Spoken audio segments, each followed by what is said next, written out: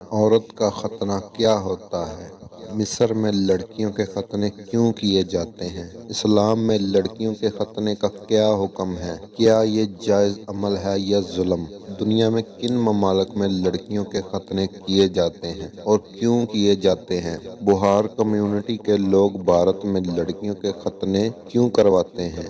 اور آج ہم آپ کو عورتوں کے ختنے کے حوالے سے انتہائی اہم معلومات فراہم کریں گے۔ پیارے دوستو، سب سے پہلے شرعی حکم کی بات کرتے ہیں۔ فقہا کا اتفاق ہے کہ عورتوں کا ختنہ کروانا کوئی واجبی تاکید حکم نہیں ہے، البتہ اس عمل کی سنت یا مستحب ہونے میں فقہا کا اختلاف ہے۔ تاہم اتنی بات طے ہے کہ اگر ختنہ نہ کیا جائے تو کوئی حرج نہیں۔ ابو داؤد شریف کی ایک روایت میں ہے کہ آپ صلی اللہ علیہ وآلہ وسلم نے عورتوں کے ختنے کرنے والی عورت کو یہ تاکید کی تھی کہ زیادہ کھال نہ کاٹا کرے۔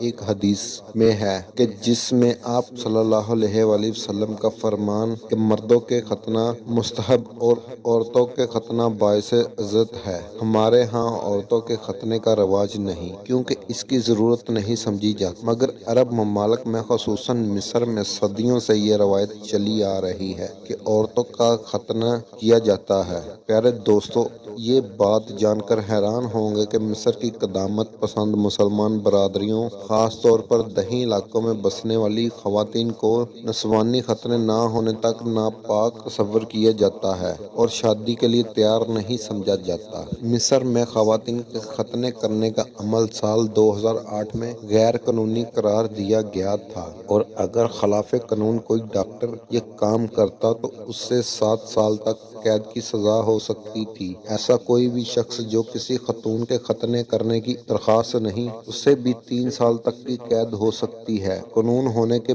باوجود مصر بھی خواتین کے ختنے کی بلند ترین شرح والے ممالک میں شامل ہے۔ انسانی حقوق کی کئی لوگ خواتین کے لیے مفت مقدمات بھی لڑ رہے ہیں، اور کئی مراکز بھی قائم ہیں جہاں اس عمل کی روک تھام کے لیے اقدامات کیے جا رہے ہیں، مگر اب بھی مصر میں عورتوں کے ختنے کیے جاتے ہیں۔ پیارے دوستو، سال 2020 میں مصر میں پولیس نے ایک ایسے شخص کو گرفتار کیا تھا جس نے اپنی 3 بیٹیوں کو جانسا دے کر ان کے ختنے کروا دیے تھے۔ اس عمل کو سر انجام دینے والے ڈاکٹر کو بھی حراست میں لیا گیا تھا۔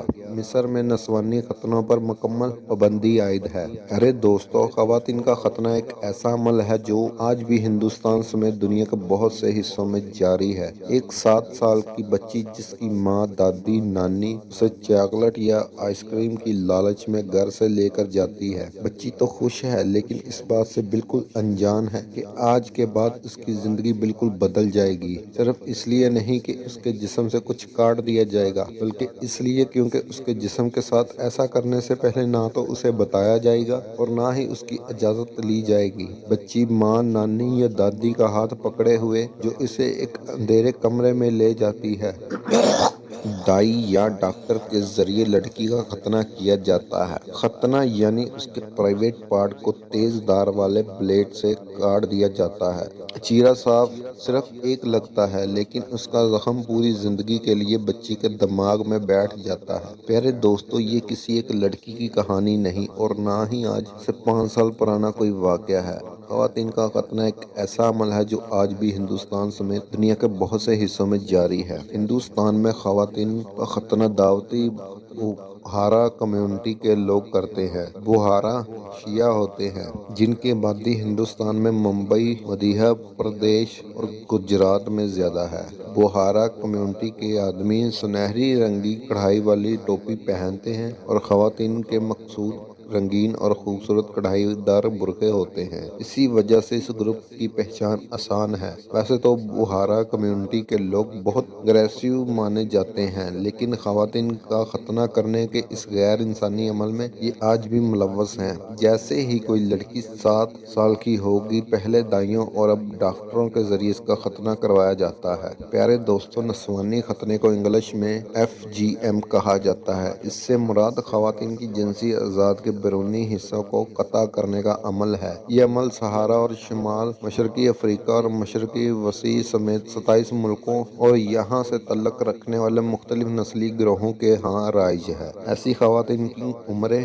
چند ماہ سے لے کر سن بلوغت تک کی ہوتی ہیں۔ یونیسیف کے مطابق 2013 کی دستیاب اعداد و شمار کے مطابق نصف ممالک میں زیادہ تر ختنے 5 سال کی عمر سے پہلے کر دیے جاتے ہیں۔ اندازے کے مطابق اس وقت دنیا بھر میں اس عمل سے گزرنے والی خواتین کی تعداد تقریباً 70 کروڑ ہے۔ پیارے دوستو، اگر مردوں کی بات کی جائے تو ختنہ کرنا سنت ہے اور یہ سب انبیاء کرام علیہ السلام کی بھی سنت ہے۔ دوسری بات یہ کہ مسلمان ہونے کے لیے ختنہ کروانا ضروری نہیں ہے، لیکن اگر کوئی نہیں کرواتا تو وہ تارک سنت ہو گیا۔ ادھر مرد اگر مسلمان ہو جائے تو اس کے لیے بہتر ہے کہ وہ ختنہ کروائے، اگر نہیں کروائے گا تو اس کے مسلمان ہونے میں کوئی شک و شبہ نہیں ہے۔ جن ممالک میں خواتین کے ختنے کیے جاتے ہیں اس میں کوئی ممانعت تو نہیں، مگر علماء کے درمیان اس معاملے میں اختلافات پایا جاتا ہے۔ بعض کے نزدیک ختنہ کرنا جائز ہے اور بعض کے نزدیک ختنہ کرنا جائز نہیں ہے۔ ختنے کا مقصد عورتوں سے شہوت کم کرنا ہے، لہٰذا ہمارے نزدیک بھی عورتوں کا ختنہ کرنا جائز نہیں ہے، کیونکہ شہوت کا ہونا ان کا بھی حق ہے۔ لہٰذا اگر کوئی کرواتا ہے تب بھی ٹھیک ہے اور اگر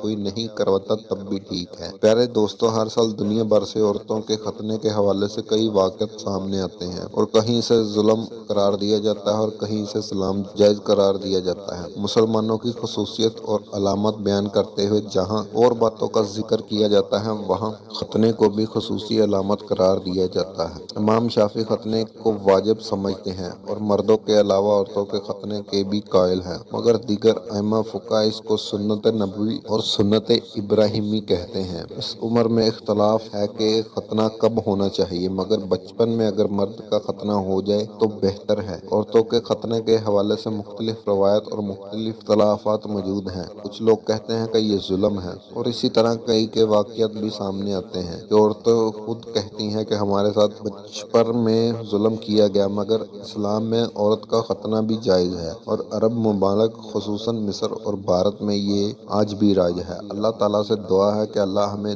دین سیکھنے اور سکھانے کی توفیق عطا فرمائے۔ امید کرتا ہوں کہ آپ کو آج کی ویڈیو اچھی لگی ہوگی۔ اگر ویڈیو اچھی لگی ہے تو ویڈیو کو لائک کریں اور شیئر کریں۔ ملتے ہیں اپنی اگلی ویڈیو میں، تب تک کے لیے ہمیں اجازت دیجیے۔ اللہ حافظ۔